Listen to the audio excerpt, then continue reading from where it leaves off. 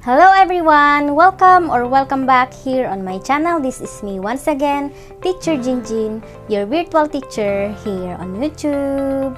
Kung bago ka pa lang sa channel na ito, gumagawa ako ng mga Tagalog tutorial videos mula grade 7 hanggang grade 11.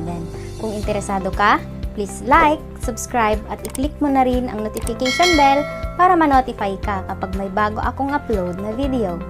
Kung gusto mong mag-advance learning sa inyong mga topics from 1st quarter hanggang 4th quarter, feel free to visit our playlist. Kompleto lahat yon. Okay, let's get started! Magandang araw mga minamahal kong grade 8 learners! Sa video na ito ay i-guide ko kayo sa inyong weeks 6 to 7 na module about biconditional, inverse, converse, and contrapositive statements. Kung hindi nyo pa napanood yung conditional statements, i-click nyo na lang sa taas or hanapin nyo na lang sa playlist natin para mapanood ninyo. Alright? Dito sa inyong learning task 1, determine if the given conditional statement is true. Letter B, switch the hypothesis and the conclusion and determine if the resulting statement is also true. Letter C, write the hypothesis and the conclusion in negative form. Okay, so meron tayong tatlong gagawin. Disclaimer lang mga anak, pinapalitan ko yung ibang given upang sa ganun ay subukan ninyong isolve yung mga nasa modules ninyo kasi mas magandang mag-solve kapag kayo mismo yung magsasolve. Alright?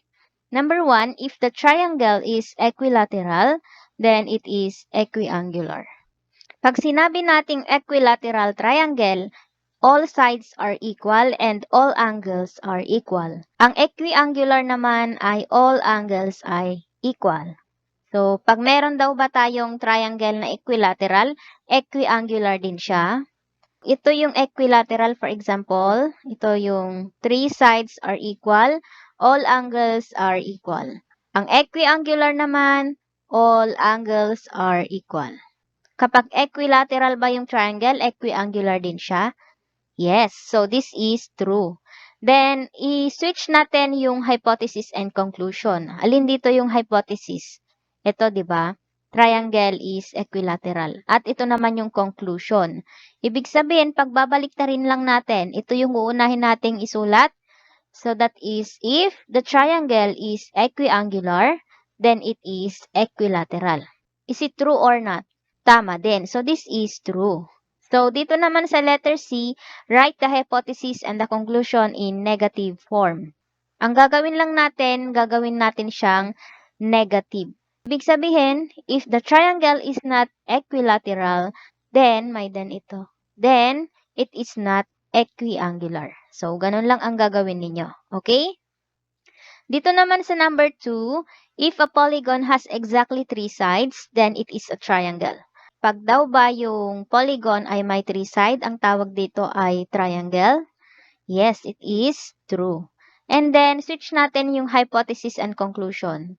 Ibig sabihin, if the polygon is a triangle, ito yung mauna, then it has exactly 3 sides pala to. Then, it has exactly 3 sides. So, meron tayong tatlong sides sa triangle. So, ibig sabihin, this is also true. Next, gawin nating negative. Ibig sabihin, if the sides of the polygon are not exactly 3, then it is not a triangle. So, ganyan ang paglagay ninyo ng negative form. Dito naman sa number 3, if a man is honest, he does not steal.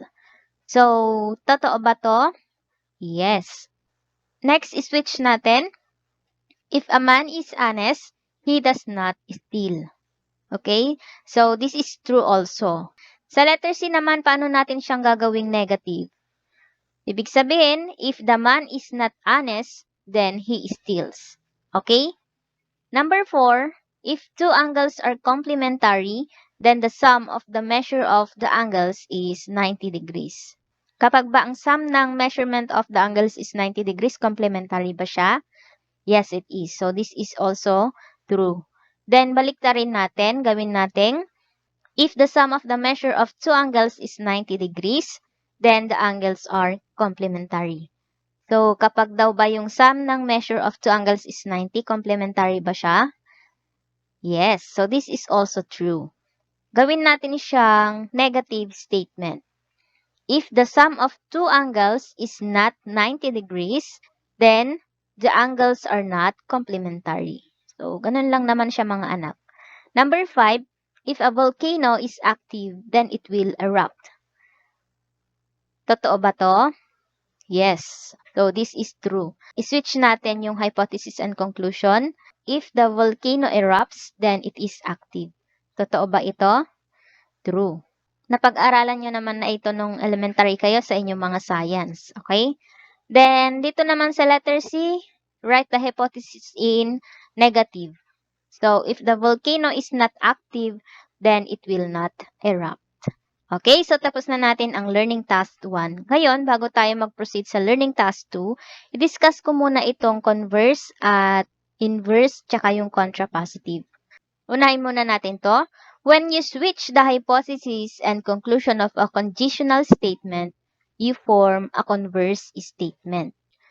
Example yung conditional statement natin kanina, if the triangle is equilateral, then it is equiangular. Ang converse statement nito, pag pinagbaliktad natin yung hypothesis at yung conclusion or pag switch natin, ang tawag doon ay converse statement.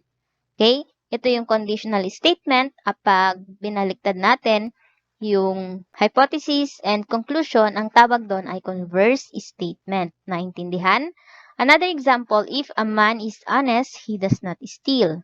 So, ang converse statement nito, if a man does not steal, he is honest. Okay? The conditional statement is true. An equiangular triangle is always equilateral triangle. The converse is also true. So, tama rin ito, di ba? An equilateral triangle is always equiangular. Since both conditional and converse statements are true, you can connect the phrase by if and only if, or yung shortcut niya is IFF. Okay? Thus, it forms a biconditional statements. Ibig sabihin kapag true yung conditional statement at true din yung converse statement, then we can form a biconditional statement. A triangle is equilateral if and only if it is equiangular. Words if and only if implies that both conditional and inverse statements are true. Naintindihan ninyo? So, pag true yung conditional, true yung converse, ang magiging at pag dinagdagan nyo ng if and only if, ang tawag doon ay biconditional statement. So, ganun lang siya mga anak, okay? The second example, both conditional and converse statements are true. Thus, the biconditional statement is, a man is honest if and only if he does not steal. Yung second example natin kanina. Given a biconditional statement, you can split it into conditional statement and its converse. For example, meron tayong biconditional statement dito. Pwede natin itong split into two parts, which is the conditional statement and converse statement. For example, two angles are complementary if and only if the sum of their measure is 90 degrees. Ang magiging conditional statement ninyo dito, if two angles are complementary, then the sum of their measure is 90 degrees. So, natanggal na yung if and only if, napalitan ng then. Okay? Ang converse statement naman nito, di ba, i-switch lang natin yung hypothesis and conclusion from conditional statement. Ibig sabihin, if the sum of the measures of two angles is 90 degrees, then they are complementary. Naintindihan na ninyo ang biconditional, conditional at converse? Aside from forming a converse statement from conditional statement, you can also form the inverse statement. So, meron tayong biconditional, conditional, at converse. Ngayon, pwede rin tayong maka-form ng inverse statement. An inverse statement can be formed by negating the hypothesis and the conclusion of the conditional statement. When you negate the converse statement, you form a contrapositive statement. So, ang inverse statement, ito yung negative statement ng conditional statement. Tingnan niyo yung pagkakaiba ha. So, para mas maintindihan ninyo, let us have this example. A polygon with exactly 4 sides is a quadrilateral. Ang conditional statement nito, if a polygon has exactly 4 sides, then it is quadrilateral. Ang inverse, ito yung negative ng conditional statement. Ito yung definition niya. Kapag kukunin mo yung negative statement nito, ang tawag dito ay inverse statement. Ibig sabihin, if a polygon does not have exactly 4 sides, dadagdagan mo lang ng does not or have no, at dito naman, then it is not a quadrilateral. So, lalagyan mo lang siya ng no, does not, at lahat ng negative na statement galing sa conditional statement, ang tawag doon ay inverse statement. Okay? Ang converse statement naman ay, di ba ito yung pinagpalit na conclusion and hypothesis. So, if a polygon is quadrilateral, then it has exactly 4 sides. Kapag kinuha mo yung negative form ng converse statement, ang tawag doon ay contrapositive. If a polygon is not a quadrilateral, so nadagdagan lang ng not a quadrilateral, then it has exactly 4 sides. Nadagdagan lang dito ng it does not have exactly 4 sides. At ang tawag doon ay contrapositive. Okay, so ito yung magiging learning task number 3 ninyo. Kaya kung gusto ninyong panoorin yon, i-click nyo na lang sa taas. Okay, so let us answer these questions. What are the parts of conditional statement? Diba may nabanggit ako kanina na dalawa? Yung hypothesis and conclusion. How do you write a converse statement? Ang converse, ito yung kabaliktaran ng conditional statement. So, ang gagawin ninyo para makagawa kayo ng converse statement, switch the hypothesis and conclusion. When can you write a conditional statement into biconditional statement? Sabi ko nga kanina, kapag parehong true yung converse at conditional, then we can write a biconditional statement. So, pareho dapat na true yung converse at yung conditional statement. Okay? Number 4, how do you write inverse statements? So, ano ulit yung inverse? Yun yung negative form ng conditional statement.